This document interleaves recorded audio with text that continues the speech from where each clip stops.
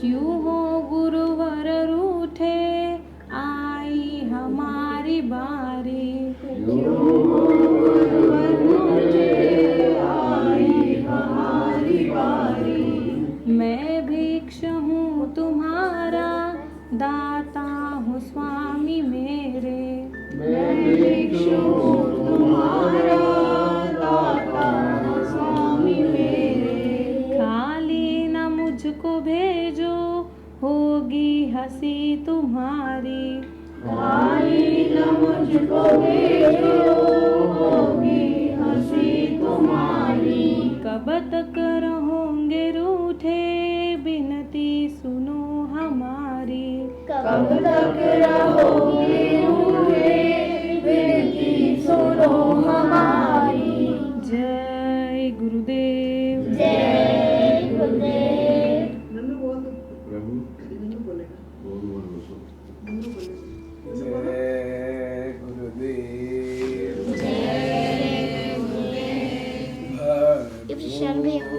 सो चरण कमल का तेरे भरोसो,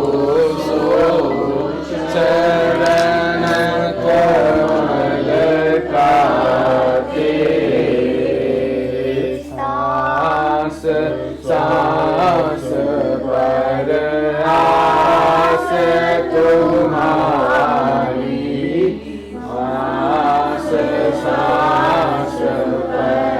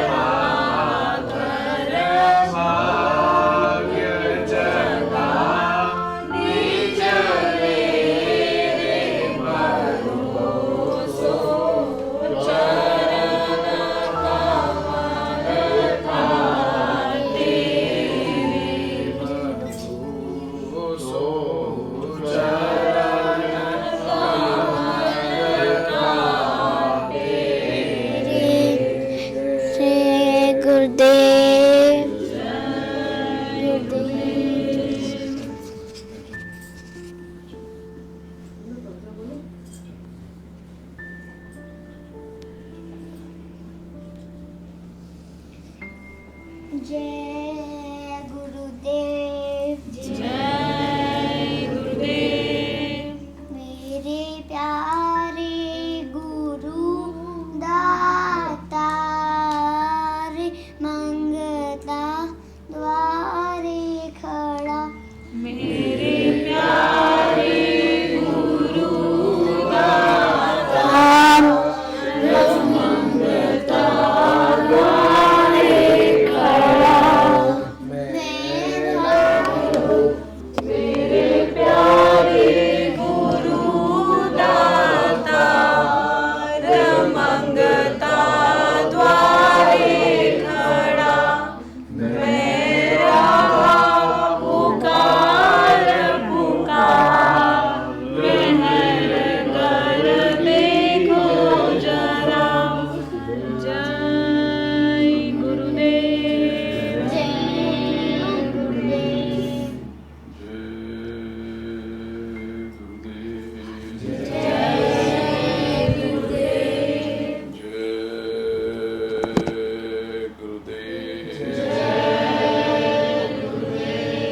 जय गुरुदेव नाम किसका? प्रभु का। जय गुरुदेव नाम किसका? प्रभु का। अपने जीवन भर प्रार्थना की, खोजरी प्रिया को निज कर। जो तुम प्रिया से मिलना चाहो तो भटको मत जाओ। खोजरी प्रिया को निज घट। अगर उस मालिक की तलाश करनी है, उस सनम की, उस प्रिया की जिसे आप प्रभु कहते हो, परम चेतना कहते हो, परमात्मा कहते हो, तो आपको अपने भीतर जाना पड़ेगा। बाहर कुछ नहीं मिलेगा। जैसे कि आपके पास जो भी धन है, संपदा है, जवाहरात हैं, नगद है, ये सब आपके भीतर के हैं, घर के भीतर। घर के बाहर जाओगे तो एक नेम प्लेट मिलेगी और मुख्य द्वार मिलेगा और बाहर के शोरगुल मिलेंगे, धूल मिट्टी मिलेगी, कीचड़ पानी मिलेगा, लेकिन आपका धन, आपका वैभव बाहर नहीं मिलेगा। लेकिन अगर आप आते घर के भीतर, तो अगर आपका कोई वैभव है तो घर की जो अटारी, घर की जो डेहरी, उस पर पैर रखते ही आपके वैभव से सामना हो जाता। उस वैभव से तो घर के द्वार पे अंदर जाते ही आपका जो असली वैभव है, आपका दरवाज़ा खुलते ही वो भव्य द्वार खुलता और अंदर आपके झाड़ फानूस, आपकी ये संगमरमरी फर्श, आपके महंगे गलीचे, आपके महंगे बैठने के आसन, सिंहासन, इन सब के दर्शन हो जाते। और जब अंदर आने वाला आपसे मनवार करता, गुहार करता, तो आप जरा झलक अपनी हीरे जवाहरात या जो भी आपकी कीमती चीज़ें हैं उसका दर्शन करा देते। लेकिन बाहर जाएंगे तो कुछ भी नहीं। तो गोजरी पिया को निज घट में, जो तुम पिया को मिलना चाहते उसको बच सके। तीरथ भरत कर्म आचारा, ये सारी बाहरी क्रियाकला, बाहरी कसरत, ये आपको बाहर ले जाएंगे। तो बाहर की चीज़ें तो मिल जाएंगी, बाहर की टैक्सी, बाहर का रिक्शा, बाहर की कीचड़ मिट्टी धूल, बाहर का ठेले वाला, ये सब तो आपको बाहर का मिल जाएगा, जिसका कोई अर्थ नहीं, जिसका कोई अर्थ नहीं। अपने भीतर जब आप जाओगे तब आपको पता चलेगा कि आपके भीतर कैसा कैसा वैभव छुपा है, कैसा कैसा। तो अपने भीतर कैसे जाएंगे? अगर आप जगत की चीज़ों में फंसे रहोगे और फंसाए रखोगे तो भीतर जाओगे कैसे? जैसे हेलीकॉप्टर के नीचे आप रस्सी बांध दो तो कितना भी शक्तिशाली हो उड़ नहीं पाएगा, और बहुत उड़ने की कोशिश करेगा तो कठिनाई पैदा हो जाएगी। जैसे आपको कोई झाड़ू लगाना हो बिस्तर के नीचे, लेकिन आपने यहाँ दीवार में कुंडी में तो उसको बांध दिया हो तो बिस्तर तक ही नहीं पहुंच पाएगा, तो बिस्तर के नीचे जाएगा कैसे। इसी प्रकार से जब तक आप स्वयं को जगत की वस्तुओं में, जगत के सुख में, जगत के रिश्तों में, जगत की बातों में खुद को बांधे रहोगे, आप अंतर में और अंतर में जा ही नहीं सकते, आप जा ही नहीं पाओगे। आपके भीतर क्या कुछ है आपको पता नहीं है।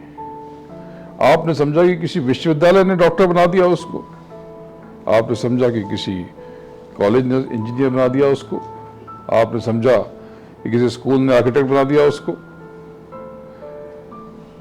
आपने समझा कि किसी स्विमिंग पूल ने तैरना सिखा दिया उसको।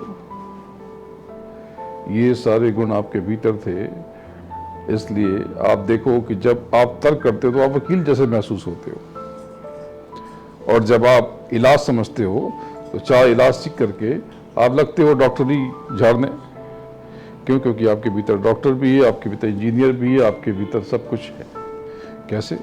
क्योंकि आपकी चेतना ही उस परम चेतना का अंश है, उस प्रभु का अंश है, जिसको आप सदगुरु कहते हो, जिसको गुरु महाराज कहते हो। गुरु महाराज मतलब गुरु महाराज, मेरे गुरु महाराज वही गुरु है। मैं गुरु नहीं हूं, मैं तो उनके चरणों की धूल हूं।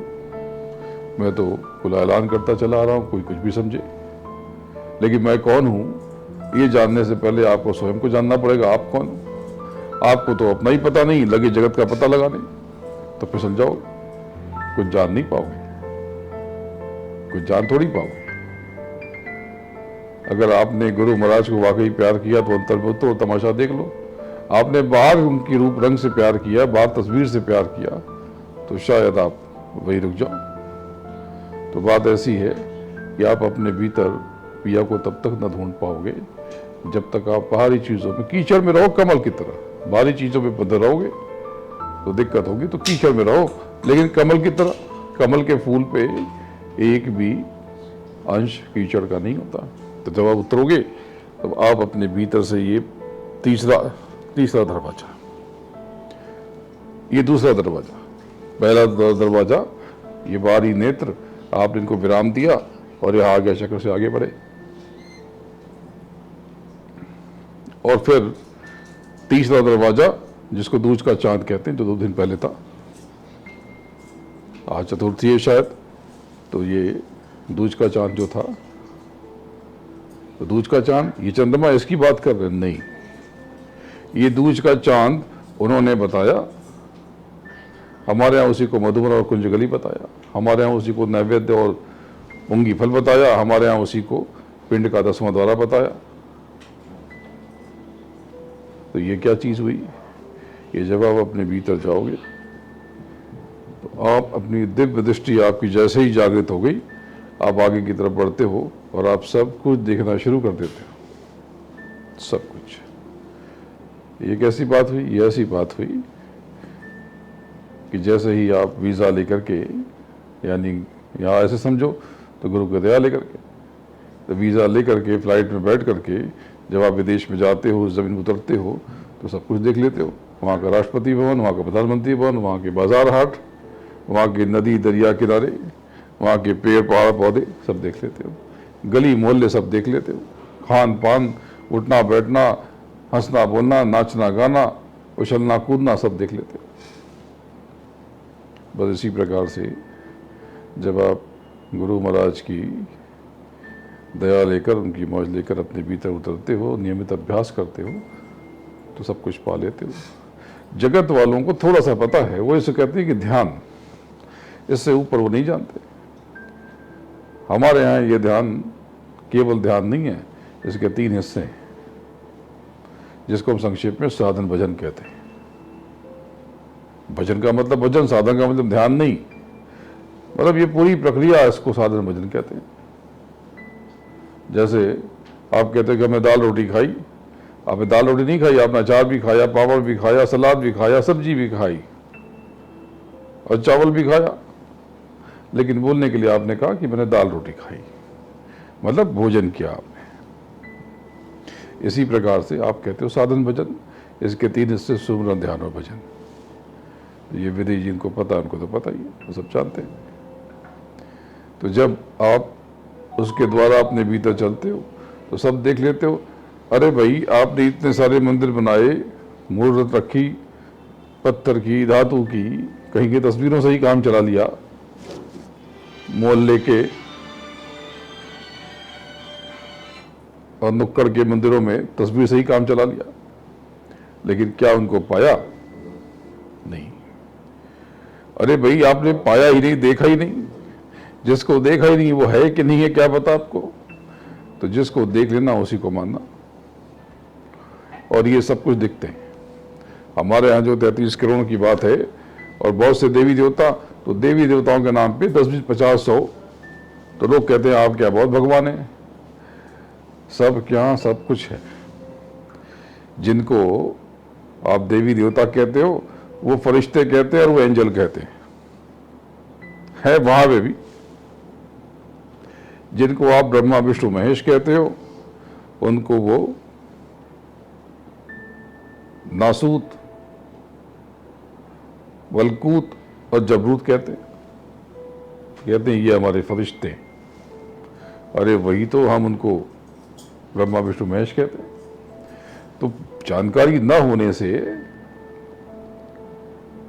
जानकारी न हो इसका मतलब ये थोड़ी कि आप ज्ञानी नहीं थे या थे, आपको पता ही नहीं था। जैसे बहुत से लोग कहते हैं कि शादी कुंडली मिला के करनी चाहिए। अच्छा, तो बहुत से लोग कहते हैं अरे कुंडली जिसकी नहीं मिलती क्या सब लोग कुंडली मिला के करते हैं।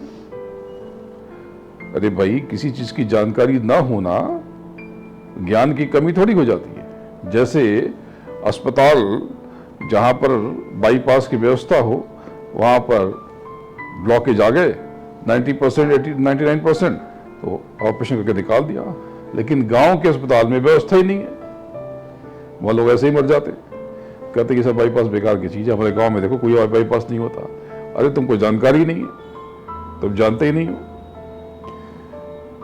तो बात ऐसी है कि हमारे यहाँ धर्मशास्त्रों में जो कुछ लिखा, महापुरुषों ने लिखवाया, सारी बातें सही हैं, लेकिन उसकी व्याख्या बंद आंखों वालों ने कर दी तो बात जरा सा गड़बड़ हो गई। जैसे कहते हैं एकादशी करना। एकादशी क्या? एकादशी ऊपर 10वें द्वार यानी कि निरंकार पुरुष जिनको राम कहते हैं,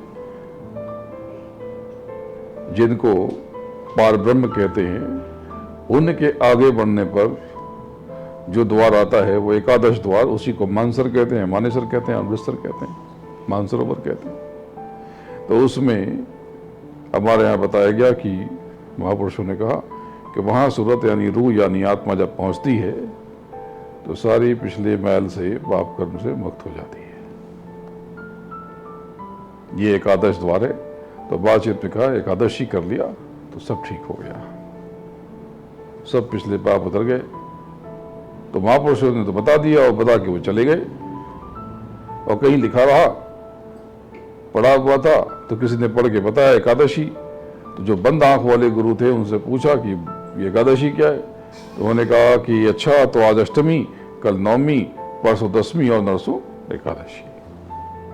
ये तो कुछ जानते नहीं है। जब आंख बंद हो जाए तो मलमूत्र भी पंखुड़ी लगती है, कोई अच्छी चीज मालूम होती है? बोध ही नहीं है। नेत्रहीन को पता ही नहीं है कि लाल क्या है, हरा क्या है, पीला क्या है। आंख बंद हो जाए, आप सोए रहो, आपको पता नहीं चलेगा कि क्या अच्छा है क्या बुरा है। तो इसमें कोई बहुत मशक्कत नहीं, बहुत कसरत नहीं।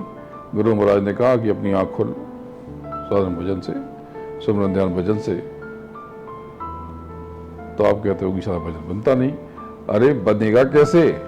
खुद को पकाया नहीं, खाली भाषण दिया, प्रवचन दिया, बड़ी बड़ी बात कही सुनी और सुबह से उठे तो लग गए छल कपट पे। इसकी बुराई उसकी बुराई, ये अच्छा ये बुरा, ये फला ये टिका, जगत में खुद को जकड़ लिया। तो अंदर जाओगे कैसे? वही बार बार कहता हूँ कि वो पुरानी कहानी की 4 दोस्त नशा करके बैठ गए नाव में, वह कपड़े उतार दिए घाट पे, बोले चलो किनारे किनारे चलना। चलते हैं, तो थोड़ी सी सुबह होने को हुई, भोर होने को हुई, तो अरे बहुत दूर आगे लगता है, जब पता करो कहाँ पहुंचे। तो एक उतर के आया, बोले बेवकूफ़ों, कपड़े हमारे चोरी हो गए, हम तो वही खड़े हैं, हमारी नाव तो बंधी हुई।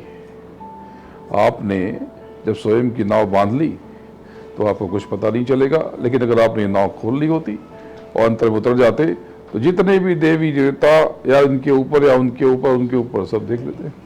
तो पता ना हो तो एक बहुत अच्छी अवधारणा उसको विकृत कर देते हो। काल पुरुष जिनको ईश्वर कहते हैं, जिनको तीर्थंकर कहते हैं, जो सल्लल्लाहु अलैहि वसल्लम है,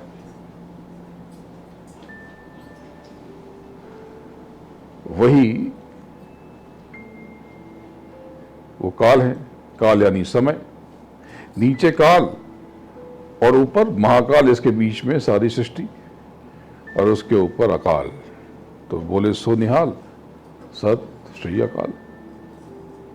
बड़ी ऊंची बातें ही ऐसे, लेकिन जिसकी बंद आंख हो, बंद कान हो, तो वो समझेगा नहीं। तो काल, तो बोले कि हमारे यहाँ तो काली है। तो बोले अच्छा, तो काली कैसी है? तो विचार किया तो बोले कि काली मतलब एक काले रंग की दिखती, जो एकदम काली है। अच्छा, क्या करती है? तो महापुरुषों ने कहा कि उसके अंदर सारी ये 84 लाख ये जो जीव हैं, ये सब इसके आगे पीछे घूमते हैं, इसी के इस पर नियंत्रण है। तो मुंडी लटका दी, ये नरमुंड। जब अज्ञानता की पराकाष्ठा हो जाए तो यही सब होता है। सच्ची बात तो ये है, ये जो काली हैं, काल और काली यानी ईश्वर और शक्ति। शक्ति के गले में ये जो मुंड है, ये हम सब है, और इसका जो धागा है, इसके बनाए कर्मों के विधान में हम सब बंधे हैं। पर ऐसी किसी ने व्याख्या की नहीं, आपको पता ही नहीं। अरे कोई देखे तो बताए।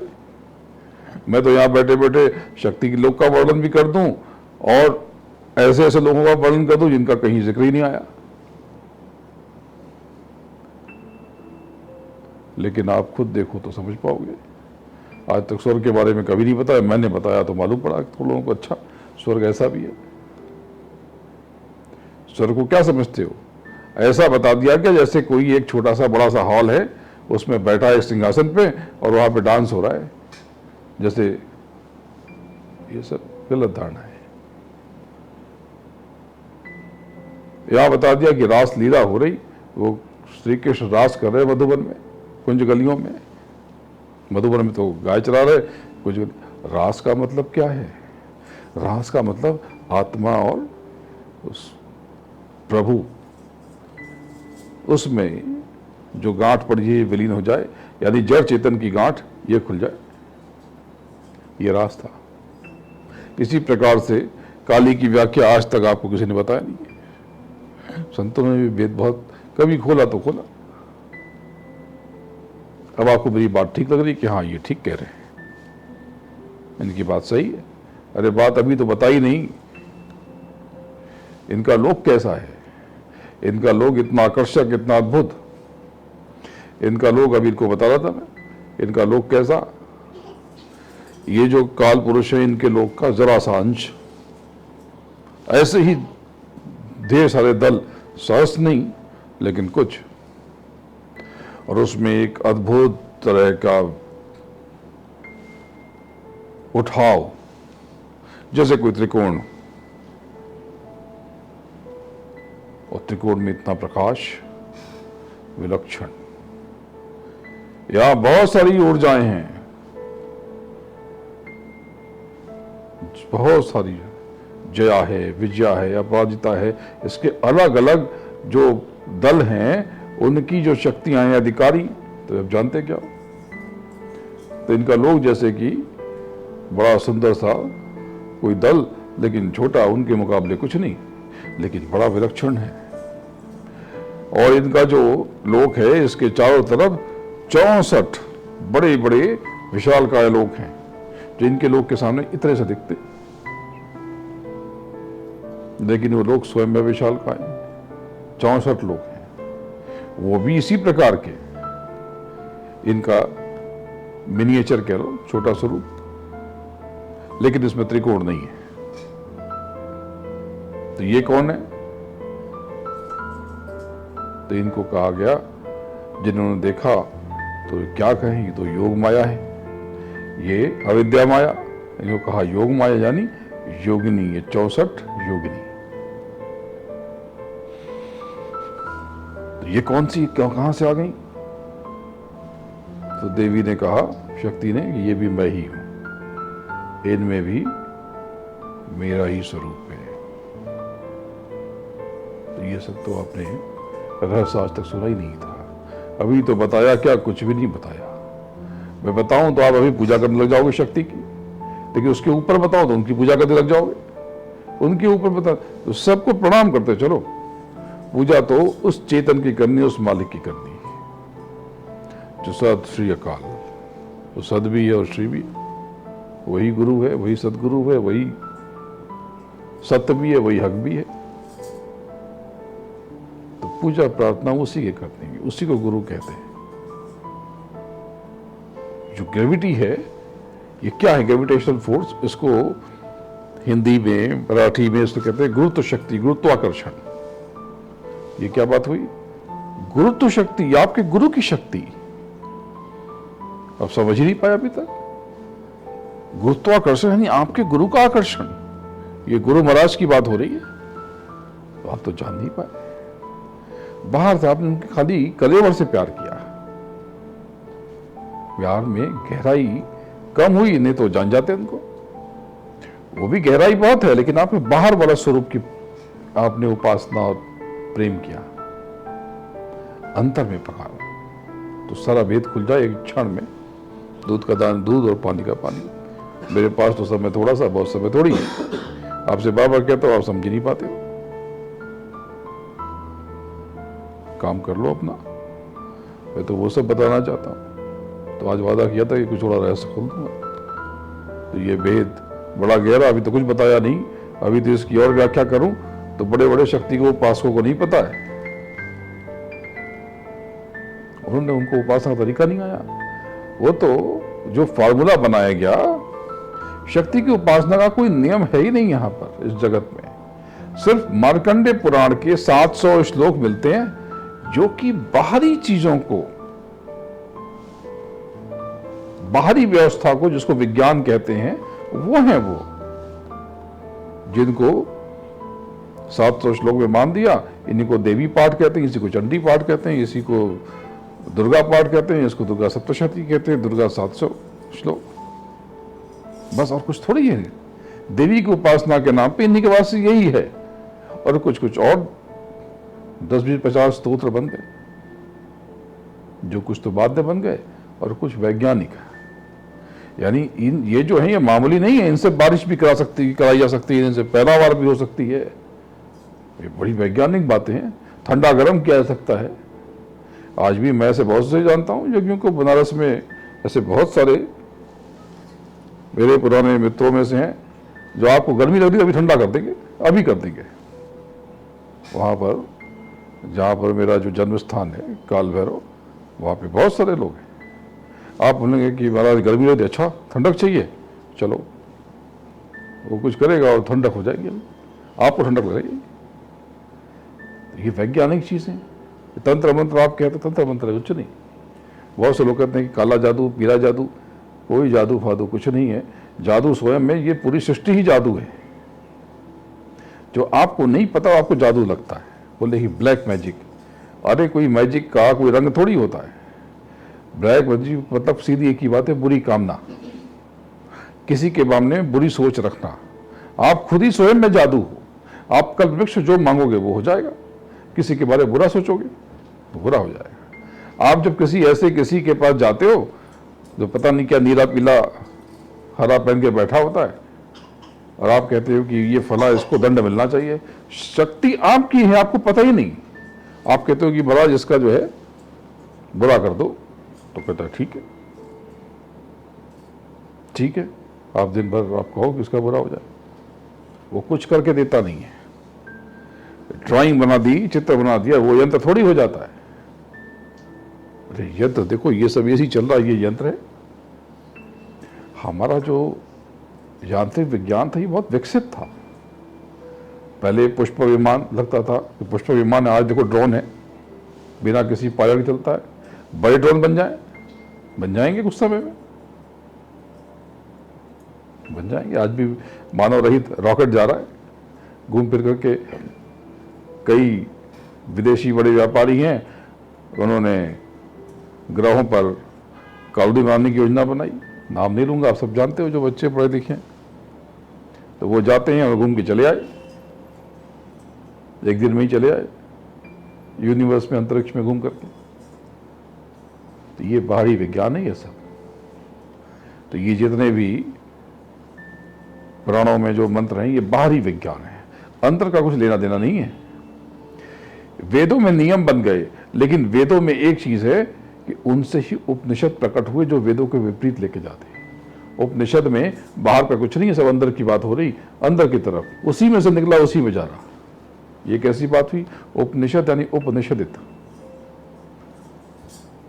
यानी अपने भीतर बैठना, अपने भीतर जाना, अंदर की धार। तो जब अभ्यास करोगे तो सब देख लोगे, आप सबके भीतर बहुत शक्ति है। इसलिए किसी की निंदा मत करो, अपने में रहो, मुस्कुराओ, कोई शिकायत मत करो, सबसे बहुत प्रेम से मिलो। ये जो धन संपत्ति है कुछ नहीं, ये तो ऐसे ही पैदा करवा दूंगा। अगर आपको ये बाहरी चीजें ही चाहिए तो आप मेरी अंदर की कमाई की बात मान लो, मैं आपकी बाहरी कमाई की बात मान लूंगा। इतना पैसा भर दूंगा कि आप संभाल नहीं पाओगे, लेकिन आप अंतर कमाई करने को तैयार हो जाओ। आप अंतर की जितनी कमाई करोगे, मैं आपसे वादा करता हूं, मैं उतना ही बहा देता जाऊंगा। लिख लो, जुबान से निकली बात है, ये कभी भी गलत नहीं होगी। अपने भीतर ये बाहरी जिम्मेदारी मेरे ऊपर छोड़ दो। आपका कुछ भी बुरा हो जाए बाहर से तो आप कह देना, आप अंतर की कमाई करो। बाहर तो मैं धूम भर दूंगा, ये तो मुट्ठी मसलूंगा, आ जाएगा। और क्या चाहिए आपको? जब इतनी बड़ी जिम्मेदारी मैं निर्वहन की बात कह रहा हूं, और धोखा क्या है? मैं कुछ ले रहा हूं आपसे, या बदले में कुछ गिरवी रखने के लिए कह रहा हूं? अरे आपके भीतर जाने को ही कह रहा हूं, उससे भी आपको ही लाभ।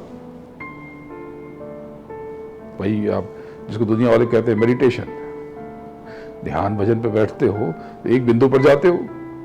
जब एक लक्ष्य की तरफ बढ़े तो आपकी शक्ति भी तो आप ही की बढ़ी ना। जैसे ये मैग्नीफाइंग ग्लास लेते हो और सूरज की एक किरण को पकड़ते हो और उसको कई किरणों को लेते हो और उससे आग लगा देते हो। कैसे? कई किरणों को आप एक किरणों में वो मैग्नीफाइंग ग्लास बदल देता है, और एक बिंदु पे काम खत्म, धुआं धुआं हो जाए, जल के खाक हो जाएगा। बस अगर आप एक बिंदु पे आ गए तो आपकी शक्ति इतनी है तो आपको बोध हो जाए तो आप उबल पड़ते हो। इसी को शिव तांडव कहते हैं। शिव का मतलब शंकर नहीं है, शिव का मतलब शंभु भी नहीं है। शिव अलग, शंकर अलग, शंभु अलग। शंकर इन तीनों के लिए जिसको कहा जाता है, दरअसल जो जिनको आप महेश या महादेव कहते हो, वो शंकर हैं। शन आकार, आकार को परिवर्तित करने वाले। पर शंभु, ये शंभु, ये वैराट के साथ में 9 करोड़ दुर्गा और 10 करोड़ शंभु, जो बिजली, कबीर की व्याख्या और विस्तार से करूंगा। तब शिव, शिव दरअसल आपकी आत्मिक, आपकी रूहानी ताकत है। जैसे आप बाहर मोटर की पावर को कहते हो, हॉर्स पावर में मापते हो, ऐसे ही जो सूरत की शक्ति थी, लेकिन बोलचाल में वो शिव तो ठीक है। अभी जैसे कि ये जीव में सूरत आ गई तो ये जीवात्मा हो गई, ये जीव, लेकिन जीव तो यहीं तक है। उसके ऊपर सूक्ष्म शरीर में वहां पे शिव है। शिव, शिव, शिव नहीं। तो आपको तो ये सब पता नहीं है। तो बहुत कुछ आपको बताने के लिए मैं रोज आपको बताऊं और रोज आपको 2000 पन्ने लिखवाऊं तो भी बात पूरी नहीं होगी। वो पूरा जीवन अरबों खरबों पन्नों से भर जाएगा, बड़े बड़े ग्रंथ और महाग्रंथ तैयार हो जाएंगे। ये जो आज कह रहा हूं, अगर कहीं पे ये लिख लिए गए तो ये बाद में इसी को लोग रटेंगे और पंडित पैदा होंगे। शक्ति की आंच तक कहीं आप निकाल के उठा के देख लो, कहीं व्याख्या ही नहीं है। अब ये जो मैंने कहा, अब ये बन जाएगी नजीर, और यही शक्ति के लोग की व्याख्या होगी। अगर आप में से किसी ने देख लिया शक्ति के लोग का वर्णन, थोड़ा और अच्छा वर्णन कर देंगे। मैंने तो भी अच्छा कर, आप क्या कुछ किया ही नहीं है। ये तो सिर्फ बताने के लिए, जो मैंने कहा कि जरा सा आज भेद खोल दूंगा, तो मैंने कल के लिए वादा किया था, लेकिन चलो आज आज रुक गया तो कल थोड़ा सा भेद और खोलूंगा, कल थोड़ा भेद और खोल दूंगा। तो देखो, सबसे बड़ा जो धन है वो प्रेम है, क्षमा है, करुणा है, दया है। किसी से कोई मन मुटाव मत रखो, देने की कोशिश करो, दूसरों से शिकायत करो ही मत। लेकिन किसी का अनिष्ट चिंतन भी मत करना तो अभिष्ट चिंतन करना। अनिष्ट नहीं बुरा, अभिष्ट नहीं अच्छा।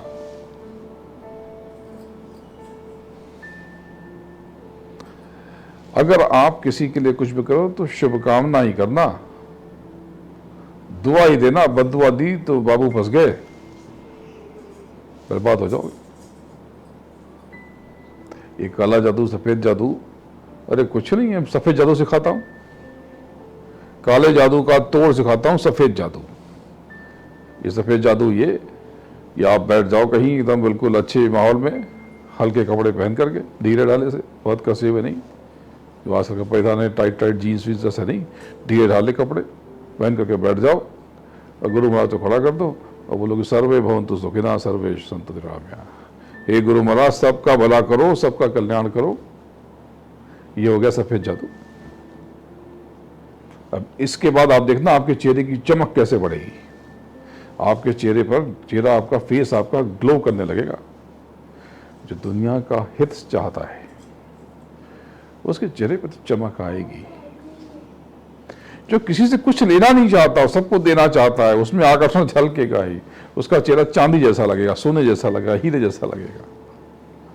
वो सुंदर हो ना हो, गोल मोल हो ना हो, टेढ़ा मेढ़ा हो ना हो, चाहे जैसा हो, ये सफेद जादू सिखा दिया। ये सफेद जादू काले जादू पे भारी है। ये जितने भी जादू फादू ये सब फर्जी हैं। असली जादू तो यहां से हो जाता है। जो आप अंतर में बैठ के जो कामना करते हो, ये कल्पवृक्ष, यही जादू, ये वेद खोल दिया। ऐसे तो विज्ञान है बहुत, पर वो सब गुप्त है, ये पता नहीं है। कोई 150 रुपए देके किसी का बुरा नहीं कर सकता। कोई बोले कि किसी ने आपको करा दिया है तो बोलो ठीक है, ये गिलास पानी लेना, उसको दाली डालना, लो गुरु महाराज ने कहा तो मैंने ये उतार दिया, उतर गया, बह गया सर।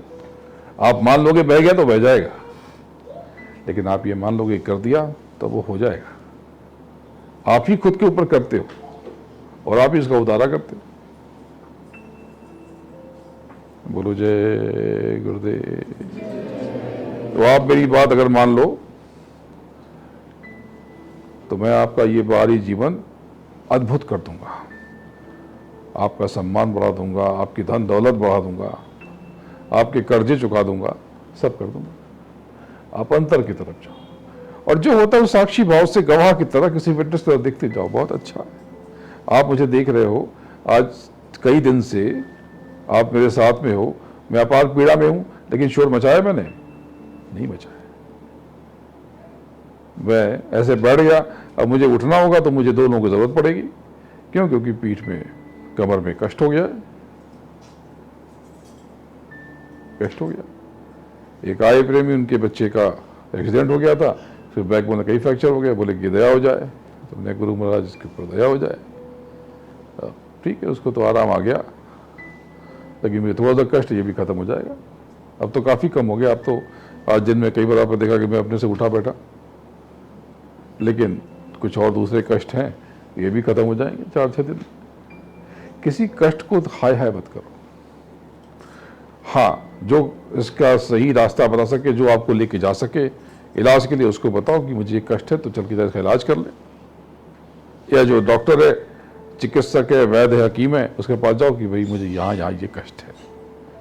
लेकिन अगर बर्दाश्त कर सको तो खूब बर्दाश्त करना, बर्दाश्त से बहुत शक्ति होती है। दिन भर बैठे गाना मत गाओ। बहुत से कहते बाप रे बाप दर्द हो रहा है, हाय राम, हाय बप्पा, हाय भैया, हाय दैया, ये सब मत करो। जितना बर्दाश्त कर सको उतना बर्दाश्त करो। बर्दाश्त ही ना हो तो फिर जो होता है होने दो, जो आपके मुंह से निकलेगा वो निकले। लेकिन जब बर्दाश्त करना तो मालिक के चरणों में शीश रख देना, सदगुरु को प्रणाम करके गुरु महाराज के चरणों में शीश रख देना। देख लो कैसी दवा मिलती है। अरे जीवन बहुत सहज है, इसको उलझाओ मत। बहुत से लोग कहते हैं कि भाई हमारे यहाँ तो ये मानते हैं, उसको मानते हैं। जिसको मानते हो सबको प्रणाम जरूर करना। ये तो आप दूसरी चीज सिखा रहे हैं गुरु महाराज जी, भ्रमित मत हो। मैंने ये नहीं कहा, अगर जो जिसको मानता है मैं उसको बोलूंगा कि ये छोड़ के ये करो, तो न ये करेगा न वो करेगा, बीच में कहीं गांधी रहा। इसी को कहा गया त्रिशंकु। ना जमीन का रहा ना आसमान का रहा।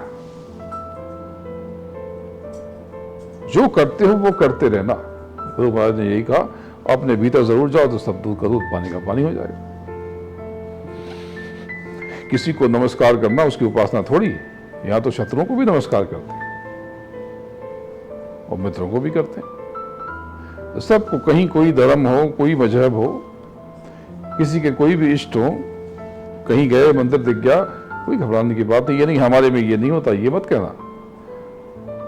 दिखाना मत दिखाना, अंतर में प्रणाम करना। अच्छा आप यहां पर हैं, आपका नमस्कार। अरे ये आपके मुरीद बन जाएंगे, आप जानते नहीं हो। इनकी जो योनि है, इनका जो शरीर है, ये 17 तत्वों का है। ये पारदर्शी है। पारदर्शी किसी देह होती है? हवा की देह कैसी है? पारदर्शी है। हवा मालूम पड़ती है ना। गैस आपके रसोई गैस में भरी है कितनी? इतनी 13 किलो भरी, तौल के भरी गई ना, 17 किलो भरी। एक तौल है ना इसकी, इसका पैमाना है, माप है इसका। और दिखता है क्या? नहीं दिखता। खाना बढ़िया बनता है। ये रसोई की गैस ना हो तो खाना ना बनेगा। उसमें एक महक मिला दी गई तो एक अजीब सी बदबू जैसी आती है।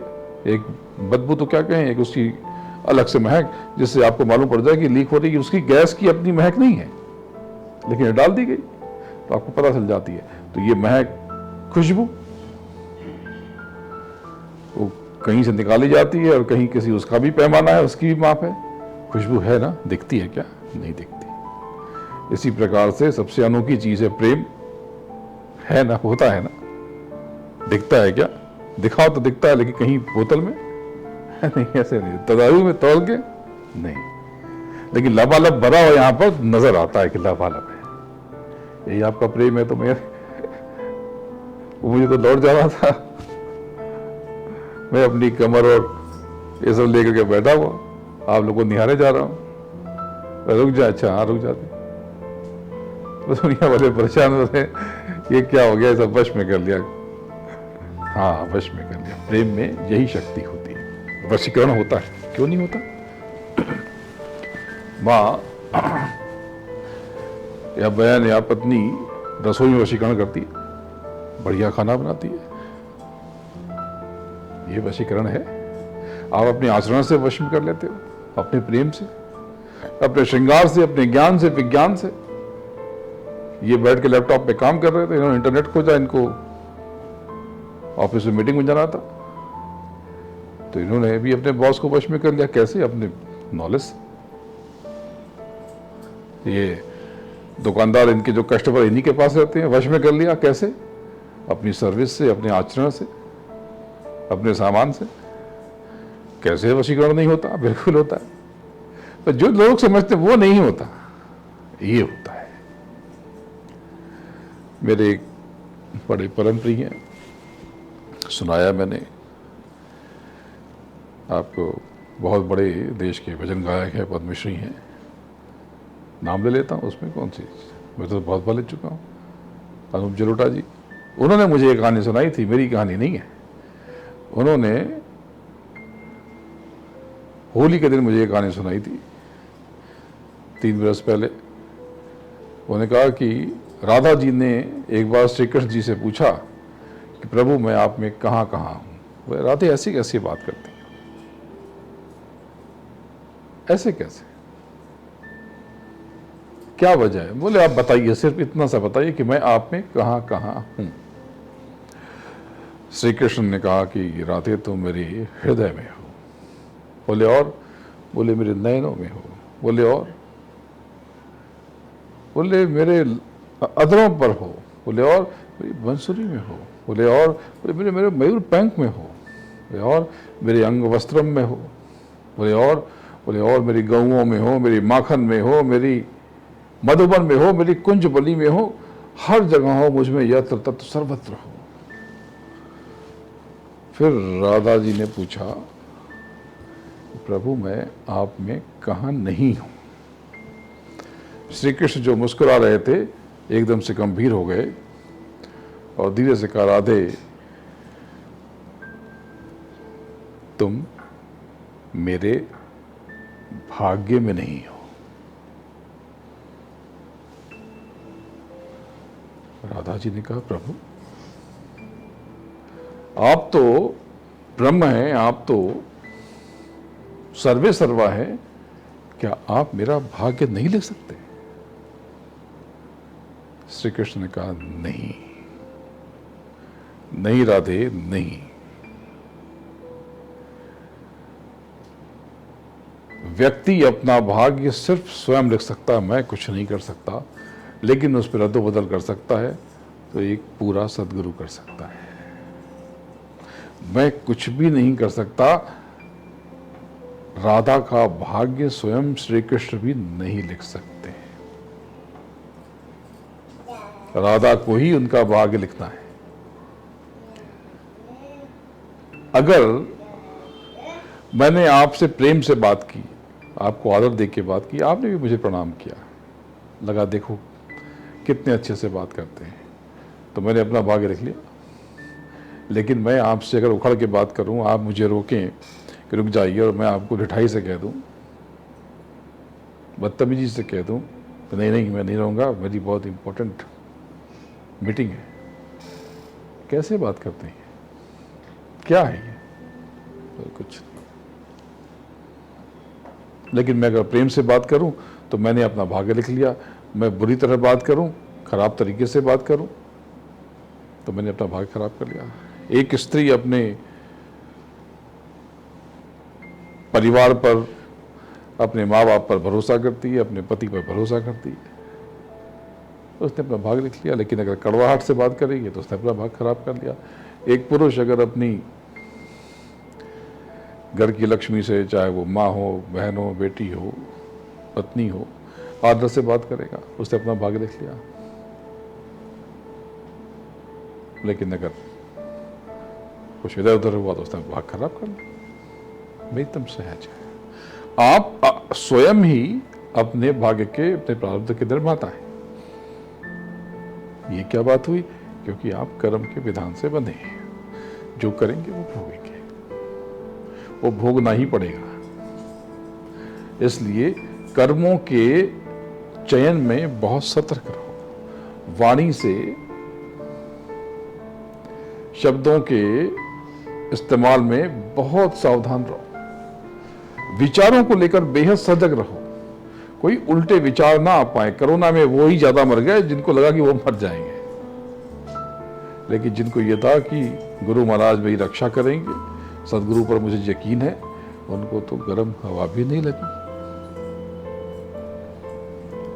एक मैं जानता हूं किसी को, पिछली बार आया था तो वो बहुत बीमार थे, हो गए थे, मुझे मालूम था, लेकिन मैं उनके पास गया, उनके साथ रहा, और वो कहने लगे हाय राम मैं मर जाऊंगा। मैंने कहा आप नहीं मरेंगे, अगर यमदूत भी आएंगे तो मुझसे पूछेंगे। एकदम भले चंगे हो गए। ये उल्टे विचार आने ही मत दिया करो। कोई भी बोले डॉक्टर की फलाना ये हो गया, आप कभी खड़े नहीं हो सकते, आपके कुछ नहीं, बिल्कुल ठीक है, मैं खड़ा होऊंगा, सब ठीक होगा। ये जो जाप कराते हो, पूजा पाठ कराते हो, इसमें असली शक्ति तो संकल्प की है। संकल्प क्या है? ये विश्वास। जब आप वो पंडित जी क्या करते हैं क्या नहीं करते हैं वो तो आपको पता नहीं चलता।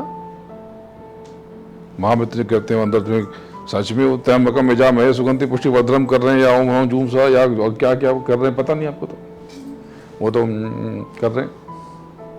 और आपको लगता है कि नहीं, इन्होंने संकल्प लिया है मेरी सारी आदि व्याधि उपाधि सब खत्म हो जाएगी, सारे रोग विकार मुक्त हो जाएंगे, और आपका विश्वास आपको स्वस्थ करने लगता है या आपके परिजनों को स्वस्थ करने लगता है। अरे आप स्वयं बहुत बड़ी शक्ति हो, आपको पता ही नहीं है। उल्टे विचारों से सावधान रहना, और जितना मिलजुल के रहोगे उतने शक्तिशाली होगे। इस उंगली को मोड़ के दिखाओ, अभी मुड़ जाएगी, लेकिन ये मुट्ठी को मोड़ के दिखाओ, ये मुट्ठी फोड़ देगी। इशारे को समझो, मिलजुल के रहो। इसलिए देखो, अकेले एक बैठता तो आनंद नहीं आता, लेकिन सब बैठे संगत बन गई। संगत में बहुत शक्ति होती है, तो संगत को पुष्ट करो और अपने कर्मों को एकदम बिल्कुल हष्ट-पुष्ट करो। तो संगत को मजबूत करने के लिए एक छोटा सा अपनी तरफ से योगदान दिया करो। रोज के 54 ₹1 संगत की मजबूती के लिए निकाल दिया करो, क्योंकि संगत में तो बहुत व्यवस्था करनी पड़ती है। अब कोई एक सक्षम है तो वो कर सकता है, लेकिन जो छोटे मोटे जगहों पे कैसे होगा। तो 1-1 रुपए रोज के, जितने परिवार के सदस्य हैं, अब 1 रुपये मतलब 54 बच जाए, 54 डाल देना। कोई सामान लाए, 10 की नोट है, 10 की नोट डाल देना। आज 10 रुपए की सेवा हो गई, 100 की सेवा हो जाए, 1000 की सेवा हो जाए, लाख करोड़ की सेवा हो जाए, 4 आने 8 आने 10 पैसे की भी सेवा हो जाए। तो ये क्या है? ये बीज है। जो बीज डालोगे वो मिलेगा। मैंने प्रेम का बीज आपके हृदय में बोया है। मैं कुछ हूं कि नहीं हूं, लेकिन प्रेम का बीज बो दिया। आपको मुझसे प्रेम, मुझे तो आपसे था ही, तभी तो मैं आया। आप भी निहाल में, मैं भी निहाल। अब यहां पे प्रभु बैठ जाएगा। सत्संग का मतलब ही है सत्य का संग, जो ऐसा संग जो सत्य का मालिक से जोड़ दे। बोलो जय गुरुदेव। तो मुझे तो सुबह सुबह निकलना था, लेकिन जाने क्या जादू कर दिया आप लोगों ने। ये देखो, ये सफेद जादू है, ये सफेद जादू है, काले जादू का बिल्कुल उल्टा। इधर उधर से जगह जगह आकार में, चाहे इधर वाले उधर वाले सब बेचैन हो रहे हैं कि आप बिना बताए चले गए और जाकर के वहीं पे बस गए। ये जादू होता है, ये प्रेम का जादू है। इससे असंभव भी संभव हो जाता है, असंभव भी संभव हो जाता है। एक दूसरे पे विश्वास बिल्कुल करो, यकीन बिल्कुल करो। और कोई अगर दिख जाए कि उसके विपरीत कार्य कर रहा है, नजर मोड़ लो, बोलो नहीं, जो देखा वो गलत है, मेरा विश्वास ये मजबूत है। ये गांठ बांध लो, कभी संदेह मत क्या करो, न पति पे, न पत्नी पे, न बच्चों पे, और उस प्रभु और गुरु पे तो हरगिज़ मत क्या करो, क्योंकि वो आपको देने के लिए, लेने के लिए कुछ नहीं। ये जो आप ये कागज की ये दे देते तो कुछ नहीं है, तो उसमें से रस निकाल के उसके लिए 2 कौड़ी का है, उसको इसकी ज़रूरत नहीं है। ये तो बीज आपके लिए है, ये आपके ही काम आ गए, आपको पता नहीं चला।